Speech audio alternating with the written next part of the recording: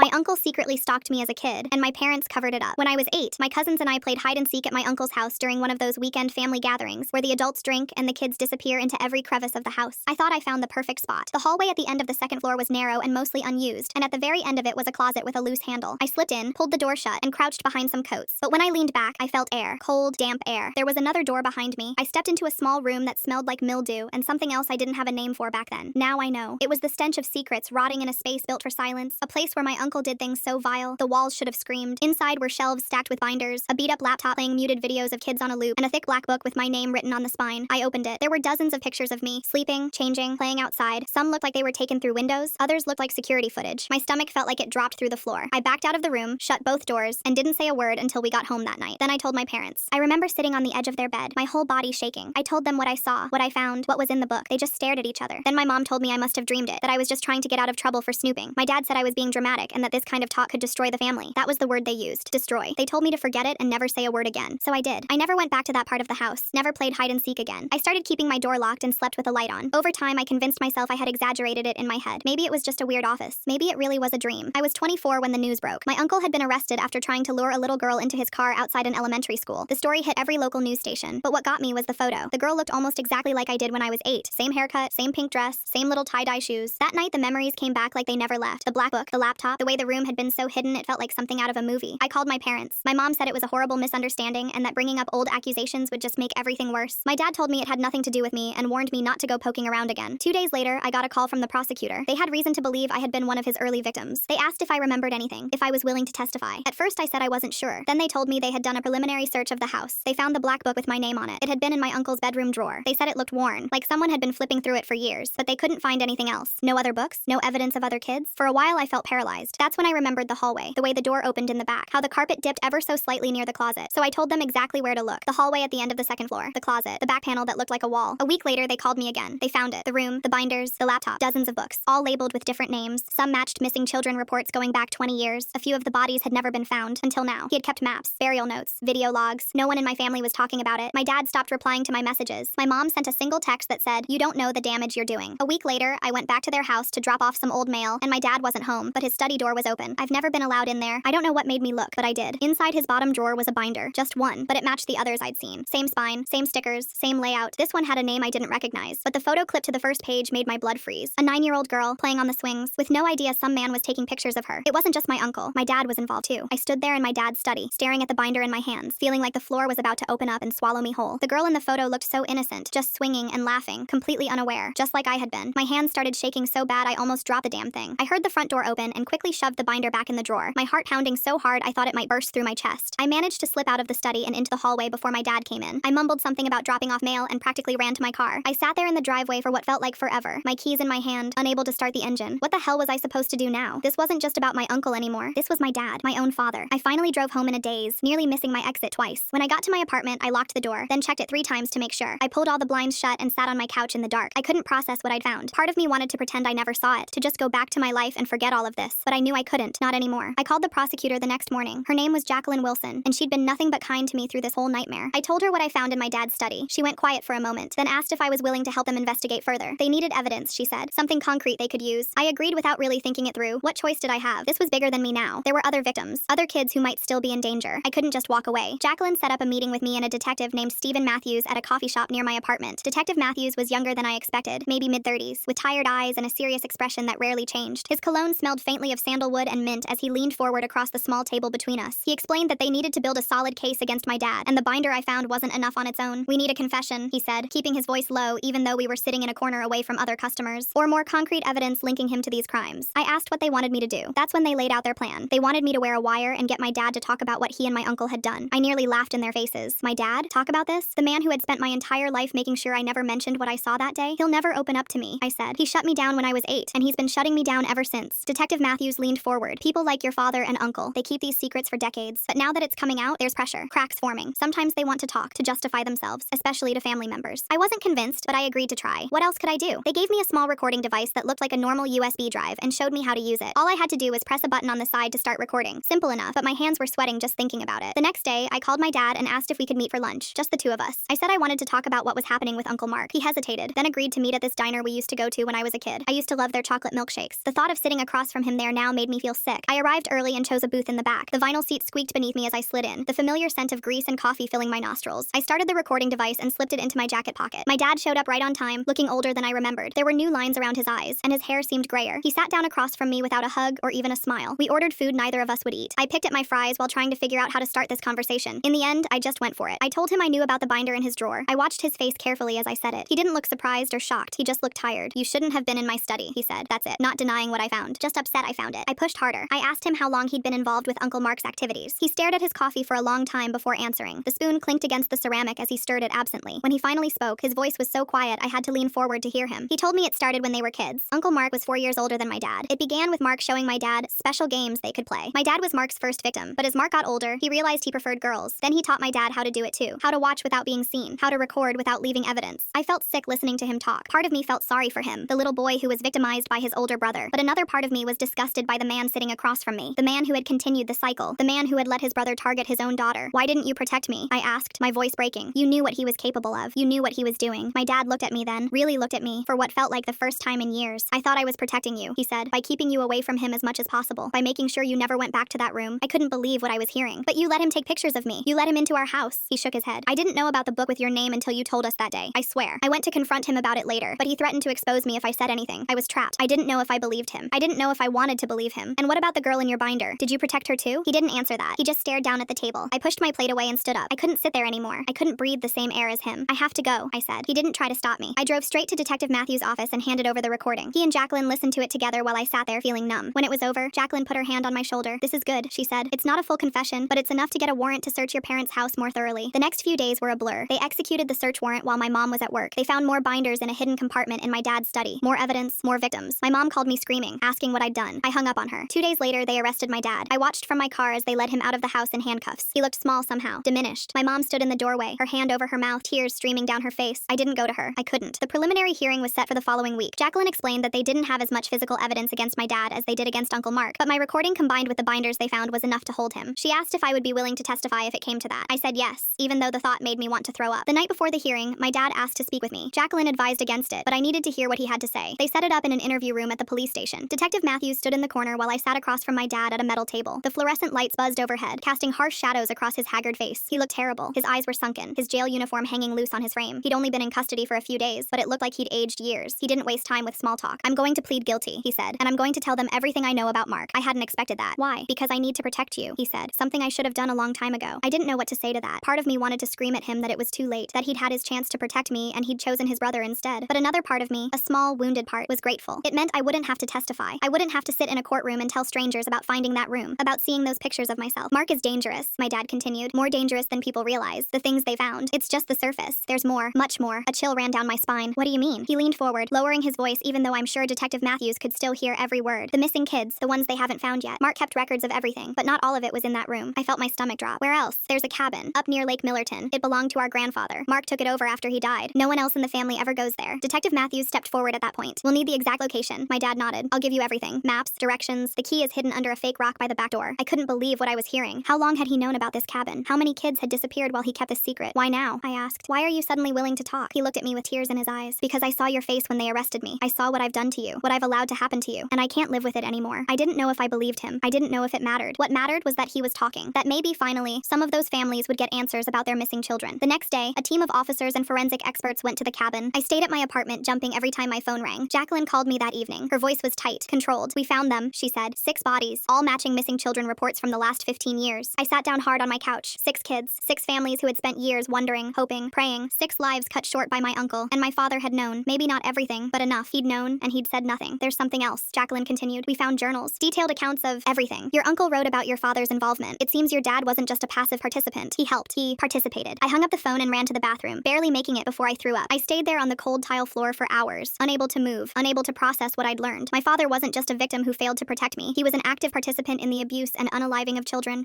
like me. The next morning, I woke up still on the bathroom floor, my body stiff and aching. I checked my phone to find dozens of missed calls and texts, some from Jacqueline and Detective Matthews, some from reporters who had somehow gotten my number, and one from my mom. "We need to talk," was all it said. I didn't want to talk to her. I didn't want to hear her defend my dad or blame me for what was happening, but a small part of me wondered if she had known too, if she had been part of it somehow. I needed to know. I agreed to meet her at a park near my apartment, neutral ground, public, safe. I got there early and sat on a bench watching people walk their dogs and jog along the paths. Normal people people living normal lives. I wondered if I would ever feel normal again. My mom showed up looking like she hadn't slept in days. Her hair was unwashed, her clothes wrinkled. She sat next to me without saying hello. We both stared straight ahead for a long time. The sound of children playing on the nearby playground created a surreal backdrop to our silence. Did you know, I finally asked, about Dad and Uncle Mark? She shook her head slowly. Not everything, not the unaliving, but I knew something wasn't right between them. The way Mark looked at you sometimes, the way your dad would get so angry whenever you mentioned that day you found the room. And you did nothing, I said. It wasn't a question. She turned to look at me then, her eyes red-rimmed and desperate. I was afraid of losing everything, afraid of what would happen to our family, afraid of what would happen to you if it all came out. So you let it continue. You let other kids get hurt. She flinched like I'd slapped her. I didn't know about the other children. I swear I didn't know how far it went. I didn't know if I believed her. I didn't know if it mattered. The damage was done. Lives were destroyed, including mine. What happens now? She asked, her voice small. Now they go to prison, I said, for a very long time, maybe forever. And us? What happens to us? I looked at her then, really looked at her. The mother who had failed to protect me, who had chosen silence over truth, who had put her comfort above my safety, above the safety of other children. I don't know, I said honestly. I don't know if there is an us anymore. She started crying then, quiet sobs that shook her shoulders. I didn't comfort her. I couldn't. I just sat there, feeling nothing but a strange, hollow emptiness where my family used to be. The weeks that followed were a nightmare of police interviews, prosecutor meetings, and reporters camping outside my apartment. I took a leave of absence from work. I couldn't focus, couldn't sleep, couldn't eat. I lost 15 pounds in 3 weeks. My uncle's case was proceeding quickly. The evidence against him was overwhelming. My dad's case was more complicated. His confession helped, but his lawyer was trying to paint him as a victim too. Someone who had been groomed and manipulated by his older brother. Someone who deserved leniency. I met with Jacqueline regularly to prepare for the possibility that I might need to testify. She was worried about my mental state. She suggested I see a therapist, gave me names of people who specialized in trauma. I put the list in a drawer and didn't look at it. One night, about a month after my dad's arrest, I got a call from the county jail. It was my dad. I almost didn't accept the call, but something made me press the button. I need to tell you something, he said without preamble. Something I haven't told the police yet. My heart started racing. What is it? There's another place, another cabin, near the state line. Mark owns it under a different name. There are more records there, more evidence. I felt sick. Why are you telling me this? Why not tell the police directly? He was quiet for a moment. Because I wanted you to know that I'm trying to make things right, as much as I can. I know it doesn't change what happened, what I did, what I allowed to happen to you, but I need you to know that I'm trying. I didn't know what to say to that. I told him I would pass the information to Detective Matthews and hung up. I sat in the dark of my apartment for a long time after that call, trying to make sense of my feelings. I hated my dad for what he'd done, for his weakness, for his complicity. But a small part of me, a part I wasn't proud of, was grateful that he was finally doing the right thing, even if it was too late. I called Detective Matthews the next morning and told him what my dad had said. He thanked me and promised to check it out right away. 2 days later, Jacqueline called to confirm they had found the second cabin, and more evidence, more victims. The scope of my uncle's crimes was growing, becoming something almost too horrific to comprehend. My dad's preliminary hearing was scheduled for the following week. His lawyer was still pushing for a plea deal, but the prosecutor was resistant, especially with the new evidence coming to light. I wasn't sure what I wanted to happen. Part of me wanted him to face the maximum punishment possible. Another part of me just wanted it all to be over. The night before the hearing, I couldn't sleep. I paced my apartment, checking the locks over and over. Around 3 a.m., I found myself looking at the list of therapists Jacqueline had given me. I picked up my phone and sent an email to the first name on the list, asking for an appointment. It was a small step, but it felt important somehow. An acknowledgement that I needed help, that I couldn't handle this alone. The next morning, I got dressed carefully for the hearing. I wanted to look strong, composed. I didn't want my dad or anyone else to see how broken I felt inside. I drove to the courthouse with my windows down, the cool morning air helping to clear my head. Jacqueline met me outside, her face serious. "Are you ready for this?" she asked. I nodded, even though I wasn't sure if anyone could ever be ready for something like this. We walked into the courthouse together, past the reporters and cameras. I kept my head down, ignoring the shouted questions. Inside, I took a seat in the back of the courtroom. I didn't want to be too close, didn't want to have to look my dad in the eye. The room filled up quickly. Reporters, legal staff, curious onlookers. My mom came in but sat on the opposite side of the room. We didn't acknowledge each other. When they brought my dad in, I almost didn't recognize him. He looked so small in his orange jumpsuit, his shoulders hunched, his eyes downcast. He didn't look around the room, didn't try to find me in the crowd. He just sat next to his lawyer and stared at the table in front of him. The hearing proceeded quickly. The charges were read, the evidence summarized. My dad's lawyer spoke briefly about his client's cooperation, his willingness to testify against his brother. The prosecutor countered with the severity of the crimes, the number of victims, the years of deception. And then, unexpectedly, my dad asked to speak. The judge allowed it, though he looked skeptical. My dad stood up slowly, his hands shaking. He didn't use notes. He just spoke, his voice quiet but clear in the hushed courtroom. "I know that nothing I say can undo what I've done," he began. "I know that I don't deserve forgiveness or mercy, but I want the court to know that I am pleading guilty not as part of any deal, not to get a lighter sentence, but because it's the right thing to do. Because those families deserve the truth. Because my daughter deserves the truth." He looked up then, scanning the room until he found me. Our eyes met for a brief moment before I looked away. I couldn't bear to hold his gaze. I failed as a brother when I didn't stop Mark. I failed as a father when I didn't protect my child. I failed as a human being when I participated in these horrible acts. I accept whatever punishment the court decides is appropriate. All I ask is that my cooperation be taken into account not for my benefit, but to ensure that Mark never has the opportunity to hurt another child again. The courtroom was silent when he finished. I sat there, tears streaming down my face, unsure of what I was feeling. Relief? Anger? A twisted kind of closure? Maybe all of those things at once. The judge thanked my dad for his statement and announced that formal sentencing would take place after a pre-sentence investigation. My dad was led away, back to his cell to await his fate. I watched him go, this man who had been my father, who had betrayed me in the most fundamental way possible, who was now trying, too late, to do the right thing. Jacqueline found me outside the courtroom, sitting on a bench, staring at nothing. She sat next to me, not speaking, just offering her presence. After a while, she told me that because of my dad's cooperation, they might be able to to close dozens of cold cases, bring closure to families who had been waiting years for answers. It was something at least. A small good coming from so much evil. I nodded, unable to find words. I was exhausted, drained in a way I had never experienced before. But underneath the exhaustion was something else, something that felt almost like the beginning of healing. The truth was out, the secrets exposed to light. It wasn't an ending. I knew the road ahead would be long and painful, but it was a start. As I walked out of the courthouse into the bright afternoon sun, I took a deep breath. For the first time in weeks, maybe years, it felt like a real breath, like my lungs could expand fully, like the weight on my chest had lightened just a little. I had no idea what would happen next. I didn't know if I would ever speak to my mother again. I didn't know how I would rebuild my life after this. I didn't know if the nightmares would ever stop, but I knew one thing for certain. I had survived. I had spoken the truth. I had broken the cycle of secrets and silence that had nearly destroyed me, and for today, that was enough. I didn't sleep at all that night. I kept thinking about what my dad had said about protecting me. It was such bullpoop. If he wanted to protect me, he should have done it when I was 8. He should have turned in his brother the moment I told him what I found. Instead, he chose to protect a monster, to be a monster himself. The next morning, I got a call from Detective Matthews. They'd found even more evidence at the second cabin my dad had told them about. Photos, videos, journals, all meticulously organized and dated. Some of the material went back 30 years. 30 effing years of abuse that no one stopped. Your dad's cooperation is making a huge difference in building our case, Matthews told me. The DA thinks we can get life without parole for your uncle. I should have felt relieved, but all I felt was numb. What about my dad? That's more complicated, Matthews said. His lawyer is pushing hard on the he was a victim too angle. With his cooperation, he might get a reduced sentence. The thought of my dad getting less time made my stomach turn. Victim or not, he'd made choices. Terrible choices that hurt children. That hurt me. I need to see him again, I said, surprising myself. Before any deals are made. Matthews hesitated. Are you sure that's a good idea? I wasn't sure of anything anymore, but I knew I needed answers only my dad could give me. I'm sure. 2 days later, I was back in that same interview room at the police station. My dad looked even worse than before. The orange jumpsuit hung off his frame like he'd lost 20 pounds. His eyes were sunken, his skin gray. He looked up when I walked in, a flicker of something like hope crossing his face before disappearing. Thank you for coming, he said, his voice hoarse. I sat down across from him, keeping my hands in my lap so he wouldn't see them shaking. I'm not here for you. I'm here for me. I need answers. He nodded slowly. Anything. Ask me anything. Did you ever? I couldn't finish the sentence. The question that had been haunting me since I found that binder in his drawer. He seemed to understand what I was asking. Number never. Not you. I swear to God. I wanted to believe him. I needed to believe him, but trust was a luxury I couldn't afford anymore. But you let Uncle Mark take those pictures of me. You let him into our house knowing what he was. My dad's eyes filled with tears. Mark had something on me. Evidence of what I'd done with other children. He threatened to expose me if I didn't let him have access to you. I thought I could protect you by being there, by making sure he was never alone with you. I was wrong. I was a coward. His admission hit me like a physical blow. I'd suspected it, but hearing him say it out loud made it real in a way it hadn't been before. How many? I asked, my voice barely audible. How many kids did you hurt? He looked down at his hands. 3 that I participated with directly. More that I helped Mark with. I felt sick. The room seemed to tilt slightly. And the girl in the binder I found? What happened to her? She's alive, he said quickly. I just watched, took pictures. I never touched her. As if that made it better. As if being a voyeur to a child's abuse was somehow less evil than committing the abuse yourself. I don't know if I can ever forgive you, I said, the words scraping my throat like broken glass. I don't expect you to, he replied. I don't deserve forgiveness, but I want you to know that I'm going to do everything I can to make sure Mark never gets out, even if it means I spend the rest of my life in prison too. I studied his face, looking for signs of manipulation or deception. All I saw was defeat and what looked like genuine remorse, but I'd been fooled by him before, for my entire life. Why should I believe anything you say now? He sighed heavily. You shouldn't. I've given you no reason to trust me. All I can do is try to prove it with my actions from here on out. I stood up to leave. I'd heard enough, but at the door, I turned back. One more thing. Does Mom know about what you did? About the other children? He shook his head firmly.